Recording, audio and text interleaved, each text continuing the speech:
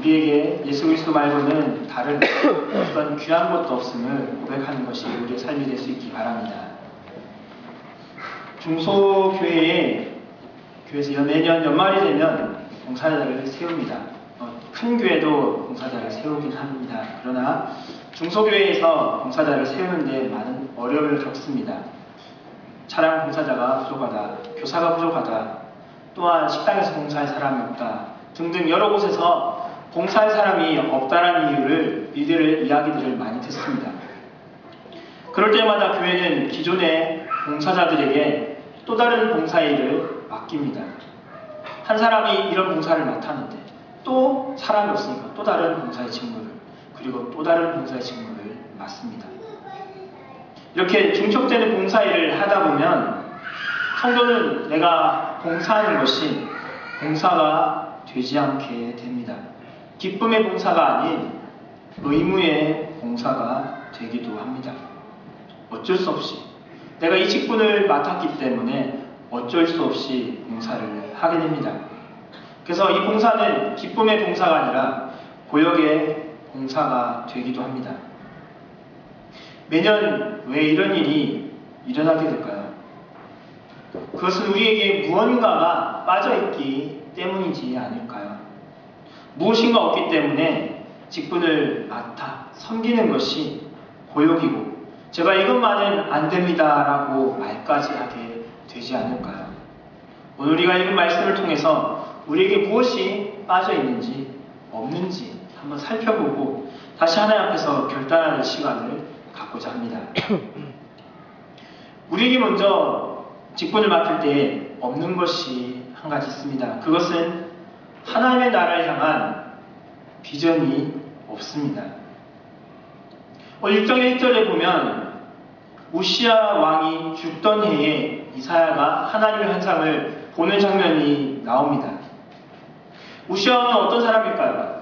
우리가 잘 알고 있는 것처럼 우시야 왕은 선한 왕이었습니다.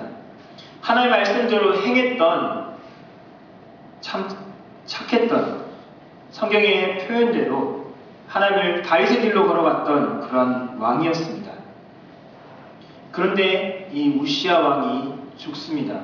그리고 그 뒤를 이어서 요담이 왕이 됩니다. 우리가 잘 알고 있는 요담 왕은 하나님의 길로 행하지 않았습니다. 여로보암이 걸어갔던 그 길을 걸어가며 하나님의 마음을 아프게 하는 그러한 왕이었습니다.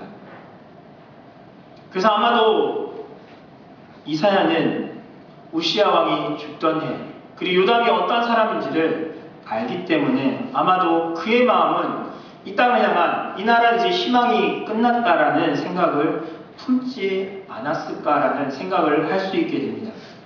그 이유는 이사야가 아마도 왕궁의 서기관으로 볼 수 있기 때문입니다. 역대하 6장 22절에 보면 우시야의 남은 시종 행적은 아모스의 아들 선지자 이사야가 기록하였더라 라고 말씀합니다. 우시야 왕이 행했던 모든 일들을 이사야 선지자가 기록하였다. 이 말은 아마도 왕궁의 서기관이었다라고 볼 수 있을 것입니다. 또 한 가지 그것이 가능하게 보여지는 성경 구절은 이사야 3장 16절에서 23절에 보면 왕궁의 여인들이 입는 옷을 여러 가지 옷이 있습니다. 그것에 대해서 하나하나 조목조목 기록하고 묘사하고 있습니다. 이것을 통해 볼 때에 아마도 이사야 선지자는 그 전에 하나님의 선지자로 부름받기 이전에 왕궁의 서기관이지 않았을까라고 볼 수 있습니다. 선했던 왕, 선왕이었던 우시야가 죽었습니다. 그의 생각에는 아마도 이 나라는 이제 끝이 났다. 선왕이었던 이 왕이 죽었기 때문에 이제는 하나님을 섬기지 않는 요담 왕이 올라와서 나라를 힘들게 하고 나라가 더 길어지지 않을까 하며 그렇게 힘들어하는 그때에 하나님은 오늘 본문에서 하나님의 모습을 이사야에게 보여주십니다. 환상으로 그에게 보여주십니다. 그것은 성전에 하나님의 옷자락이 가득 차 있던 모습입니다. 성전에 하나님이 가득 차 계시다라는 겁니다. 하나님이 이곳에 완전히 계시는 것이 아니라 옷자락만 성전에 가득하고 있습니다. 성전이 하나님을 감당할 수 없음을 말씀합니다. 우리가 생각하던 성전, 하나님이 계시는 곳이라고 말하지만 사실은 성전은 하나님을 감당할 수 없습니다. 하나님의 성전 안에만 거하시는 그러한 제한적인 분이 아니십니다. 하나님은 이 땅을 통치하시고 이 온 우주에 편만하게 계시는 분이십니다. 그렇기에 성전은 이 하나님을 온전히 감당할 수 없습니다. 그래서 이사야가 보았던 이 환상은 하나님의 옷자락이 성전에 가득함을 보고 있습니다. 하나님의 영광이 충만하게 있고 4절에 보면 문지방의 터가 요동하고 성전의 연기가 충만해서 하나님을 감당할 수 없는 이 모습을 바라보며 이 나라는 힘이 없고 이제 이 나라에는 더 이상 희망이 없다라고 생각하는 이사야를 향하여서 하나님이 이 성전에 계심을, 하나님의 나라가 더 큰, 이스라엘보다 더 큰 나라임을 보여주시고 말씀해주고 계십니다. 하나님의 나라는 미국이나 중국이나 어느 나라보다 더 큰 나라임을 우리에게 오늘 보여주고 계십니다. 이사야는 남유다 그곳에만 바라보고 남유다의 선왕이었던 우시아가 죽는 것을 보고서 이 나라에 힘이 없다라고 생각했지만 하나님은 성전에 거하시며 성전에 역사하시며 그 하나님의 영광을 보여주심으로 말미암아 하나님의 나라는 남유다보다 더 강하고 그 당시에 강하던 나라들보다 훨씬 더 강하며 하나님이 이 이스라엘에 이 유다에 함께 거하시고 유다를 지키신다는 것을 보면서 그는 고백합니다. 나는 부정한 사람이다 라고 고백하게 만드십니다. 남유다가 강해지는 방법, 그것은 무엇일까요? 일반 사람들이 생각하는 주변의 강대국과 동맹을 맺고 친교를 맺고 정치적으로 외교를 잘 하고 있으면 남유다가 강해질까요? 하나님은 그렇지 않음을 오늘 본문에서 말씀하십니다. 성전에 가득한 하나님, 성전이 감당할 수 없는 그 하나님의 영광을 보여주면서 하나님과 동맹을 맺어야지 다른 나라와 다른 강대국과 동맹을 맺는 것이 아니라 하나님과 동맹을 맺어야 이 남유다가 사는 것이고 남유다의 희망이 있음을 하나님은 보여주고 계십니다. 우리나라가 요즘에 어떻게 합니까? 북한을 견제하기 위해서 또한 북한을 조금 더 평화적인 모습을 취하기 위해서 미국과 중국, 러시아, 일본 등과 함께 협력해서 어떻게 해서든지 북한이 핵을 개발하지 못하게 하려고 북한이 어떻게든지 도발하지 못하게 하려고 주변의 나라들과 함께 손을 잡아보려고 노력합니다. 그러나 오늘 본문을 통해서 볼 때 우리가 더 손을 잡아야 할 곳은 이 땅의 강대국이 아니라 이 땅의 주변에 힘있는 나라가 아니라 하나님과 우리가 손을 잡아야 이 나라가 희망이 있음을 오늘 성경은 말씀합니다.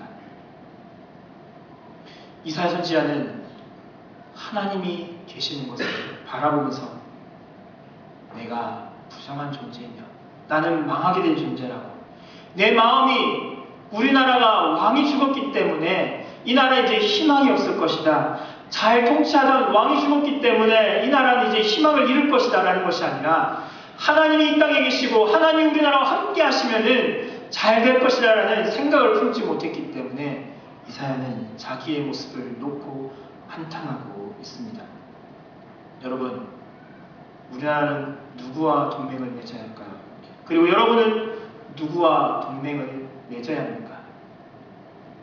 여러분이 갖고 있는 지식, 여러분이 맺고 있는 인맥, 여러분이 알고 있는 재물, 건강, 이것과 친하게 지내야 내가 이 땅에서 잘 되고 내가 이 땅에서 성공할 수 있다라고 생각하십니까? 하나님은 이 땅을 창조하신 분이십니다.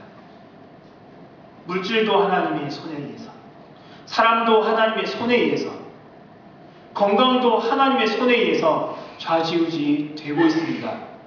누구와 손을 잡아야 할까요? 누구와 동맹을 맺어야 할까요? 이 땅의 눈앞에, 우리 눈앞에 보이는 재물이나 인맥이나 건강이나 지식이나 이런 것이 아닌 하나님과 동맹을 맺으시기 바랍니다. 하나님의 나라를 바라보며, 하나님의 나라를 바라보면서 여러분의 삶에, 여러분이 나아갈 곳에 비전을, 뜻을 둘 수 있길 바랍니다. 이것이 부족하기 때문에, 하나님의 나라를 바라보지 못하기 때문에 우리의 봉사는 너무나도 부족해지고 더 되지 않을까 생각됩니다.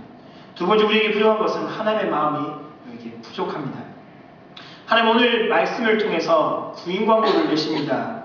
8절에 우리가 잘 아는 말씀처럼 내가 누구를 보내며 누가 우리를 위하여 갈꼬라고 하나님은 구인 광고를 이사야에게 직접적으로 말씀하십니다.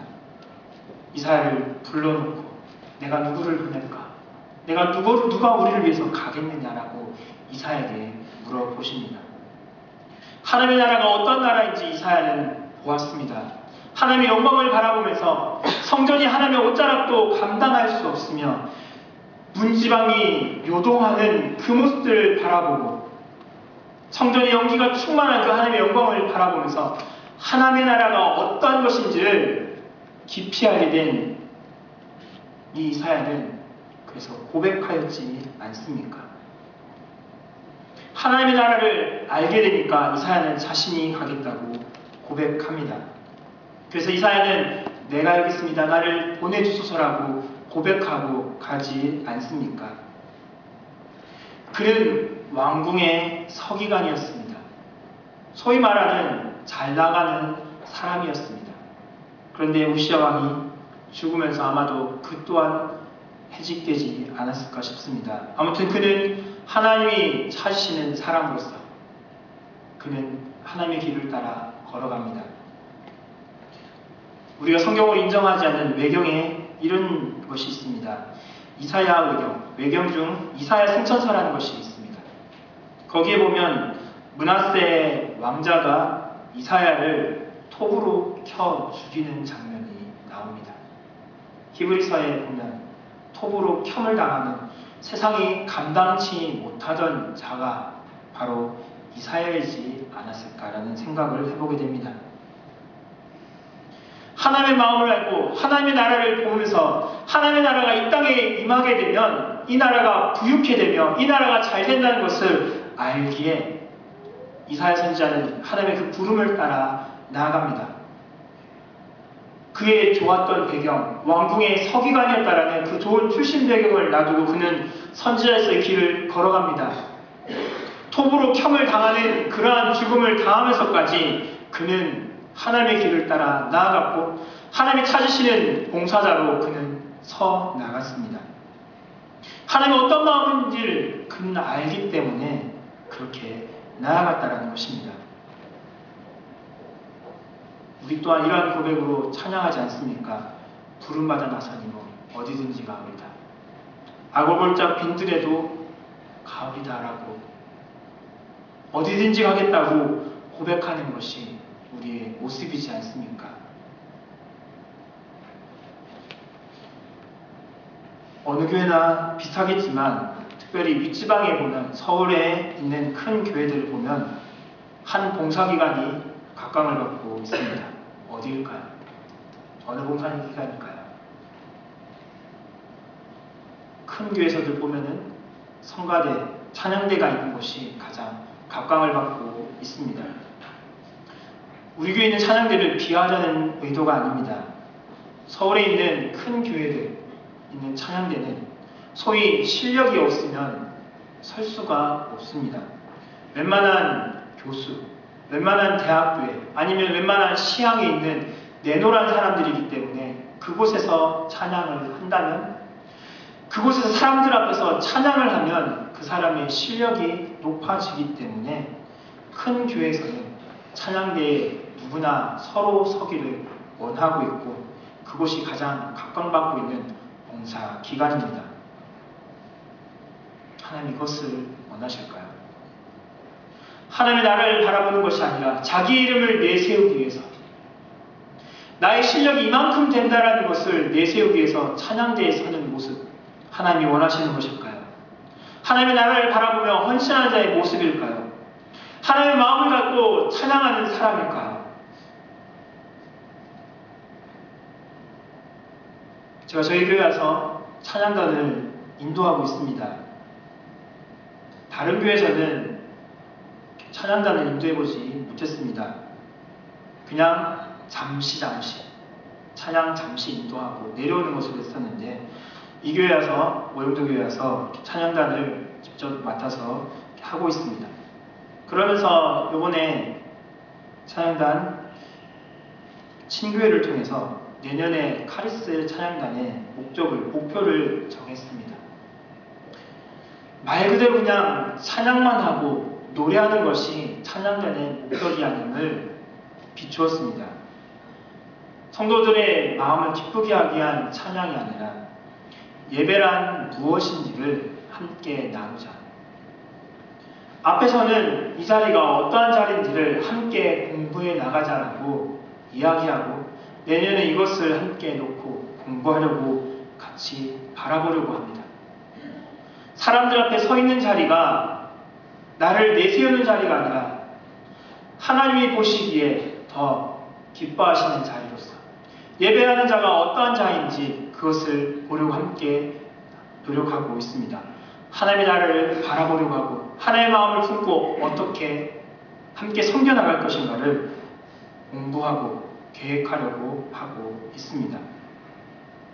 여러분이 맡아서 봉사하는, 내년에 맡아서 봉사하려는 그곳은 어떠한 곳입니까? 하나님의 나라를 바라보면서 여러분이 지원하신 곳입니까? 하나님의 마음을 가지고 그곳에서 봉사하겠다라고 약속하신 곳입니까? 봉사되지 않는, 소외된 곳, 그곳은 하나님의 나라가 임하지 않는 곳일까요? 지원하지 않는 곳은 하나님의 마음이 없는 그러한 봉사 지원처일까요? 하나님의 나라를 바라보시고 봉사하며 섬기실 수 있기 바랍니다. 하나님의 마음을 갖고 봉사하며 섬기실 수 있기 바랍니다. 누가복음 19장에 예수님이 예루살렘 성에 입성하십니다. 그때 많은 사람들이 호산나 호산나 하며 예수님을 기쁨으로 맞이했습니다. 근데 이 모습을 바라보던 바리새인들은 마음이 편하지 않았습니다. 마음이 불편하여 예수님에게 말합니다. 예수님, 저 사람들 호산나라는 말 하지 못하게 해주십시오라고 요청하였습니다. 그때 누가복음 19장 40절에 보면 예수님 말씀하십니다. 만일 이 사람들이 침묵하면 돌들이 소리 지르리라. 이 사람들이 가만히 있으면 돌들이 소리 지를 것이다 라고 예수님은 말씀하셨습니다. 무슨 말일까요? 이 사람들 말고도 또 다른 하나님을 찬양할, 예수님을 맞이할 만한 것들이 준비되어 있다라고 예수님은 말씀하셨던 것입니다. 제가 97년도에 입대를 하였습니다.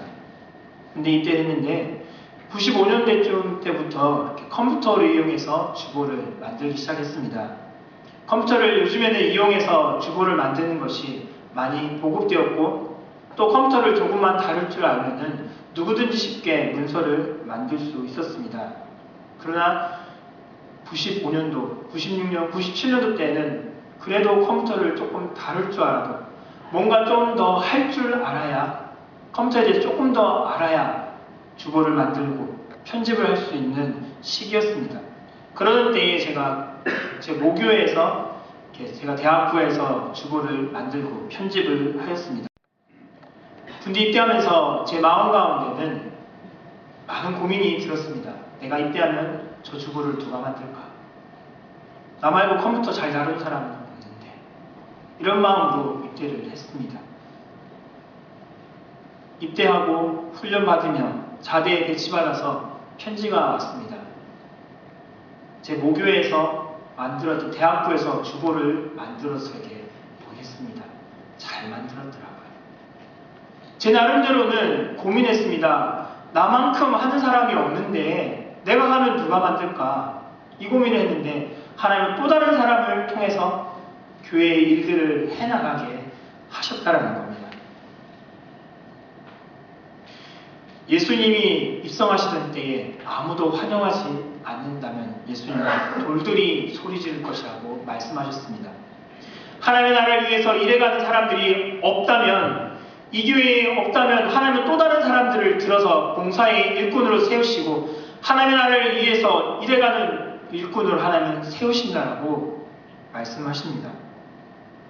특별히 이사야가 있던 이 시대에 이사야는 예수님에 대한 예언을 많이 했습니다. 그리고 예수님이 많은 사역을 하시던 그때에 예수님이 인용하시던 성경 4권이 가장 많이 성경에서 인용이 되었습니다. 창세기와 신명기와 시편과 이사야입니다. 이사야가 오늘 본문처럼 하나님 내가 여기 있으니까 나를 보내십시오라고 고백하지 않았다면 예수님은 누구의 선지서, 누구의 성경을 가지고 인용하셨을까요? 또 다른 사람이 예수님의 인용의 대상이 되지 않았을까요? 이사야가 이때에 하나님이 구식을 내셨던 그때에 내가 누구를 보내면 누가 우리를 위하여 갈 거라고 말씀하시는 그때에 하나님 제가 여기 있습니다. 나를 보내십시오라고 얘기했을 때에 예수님이 인용하시는 그 많은 구절 중에 한 사람이 되지 않았습니까?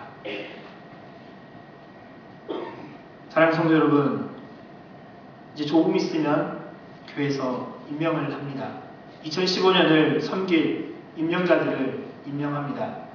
각 봉사의 각 기관에서 그리고 여러 봉사의 자리에서 섬기며 하나님 나라에 위해서 함께 일해갈 일꾼들을 임명합니다. 그때의 모든 임명자들이 이런 마음을 갖기를 원합니다. 하나님의 나라를 사모하며 하나님의 나라를 바라보며 이 땅에 눈에 보이는 것이 아니라 하나님의 나라를 바라보며 섬기는 봉사자들이 될 수 있길 바랍니다. 그리고 하나님의 마음을 갖고 하나님의 나라를 바라보기 때문에 하나님이 계신 그 마음, 하나님이 갖고 계시는 그 뜻을, 그 마음을 품고 섬기며 봉사하는 그 봉사자들이 될 수 있기 바랍니다. 내가 아니면 누가 하겠냐라고 그러한 자만한 마음을 갖는 것이 아니라 너 아니면 또 다른 사람이 있다. 이 사람들이 침묵하면 돌들이 소리 지르리라 말씀하셨던 그 예수님의 말씀처럼 너 아니라도 또 다른 사람이 있다라고 생각하시는 그 예수님의 말씀을 기억하면서 하나님 나라도 써주시니까 하나님 나라 위해서 나라도 써주시니 감사합니다라고 기쁨으로 봉사하며 이 직분을 섬겨나갈 수 있는 오영도교회 모든 봉사자들 그리고 우리 모든 성도들이 될 수 있길 간절히 바랍니다. 기도하겠습니다.